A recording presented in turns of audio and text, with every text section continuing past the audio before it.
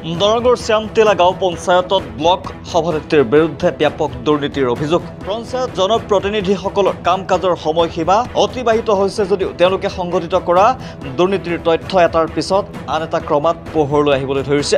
দেৰিকৈ হ'লেও দৰঙৰ শ্যামতেলা গাঁও পঞ্চায়তৰ দুৰ্নীতিৰ তথ্য পোহৰলৈ আহিছে। অভিযোগ মতে পঞ্চায়তৰ কাকো গুৰুত্ব নিদিয়া শ্যামতেলা আঞ্চলিক পঞ্চায়ত সদস্য তথা কলাইগাঁও ব্লক সভানেত্ৰী ময়ূৰী খাতুনে পঞ্চায়তটোৰ উন্নয়নমূলক কাম কাজৰ নামত সংঘটিত কৰিছে পাহাৰ সমান দুৰ্নীতি।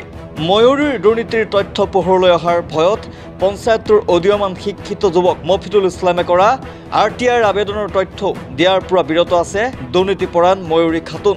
এইগৰাকী ময়ূৰী খাতুনৰ বিৰুদ্ধে এটা ৰাস্তাৰ কাম সম্পূৰ্ণ নকৰি সেই ৰাস্তাতে পুনৰ আন এক আঁচনিৰ কাম ৰূপায়ণ কৰি লাখ লাখ টকা আত্মসাৎ কৰাৰ ভয়ংকৰ অভিযোগ উত্থাপন হৈছে। সভানেত্ৰীগৰাকীৰ বিৰুদ্ধে আনৰ নামত থকা ব্যক্তিগত পুখুৰীটো MGNৰেগা আঁচনিৰ কাম কৰি ধন আত্মসাৎ কৰাৰ অভিযোগ উঠিছে।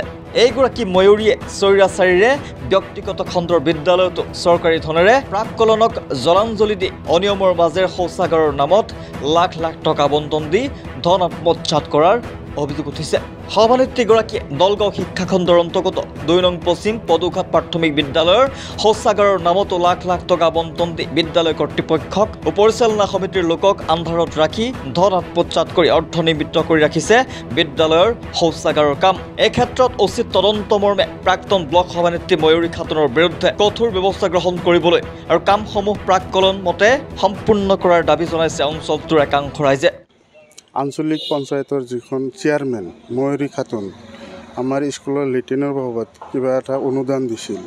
সেই অনুদানৰ অনুসৰি এই কামখিনি গৈছিল এটা লেট্ৰিনৰ কাম।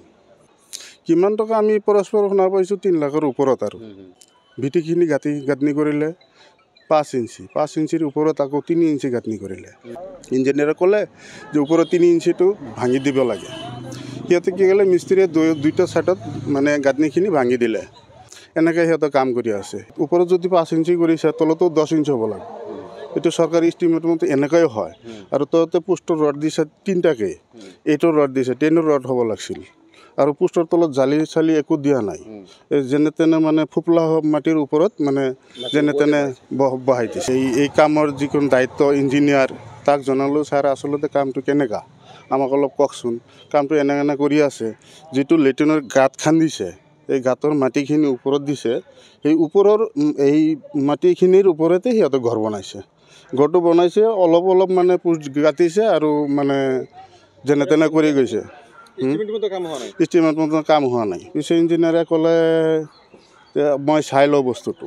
ইঞ্জিনিয়াৰ আহি চালে যে আচলতে ইঞ্জিনিয়াৰ মতন হোৱা নাই, ইষ্টিমেট মতন হোৱা নাই। পিছে মানে আমি এই কামটো লৈ মানে এটা RTI কৰিলোঁ।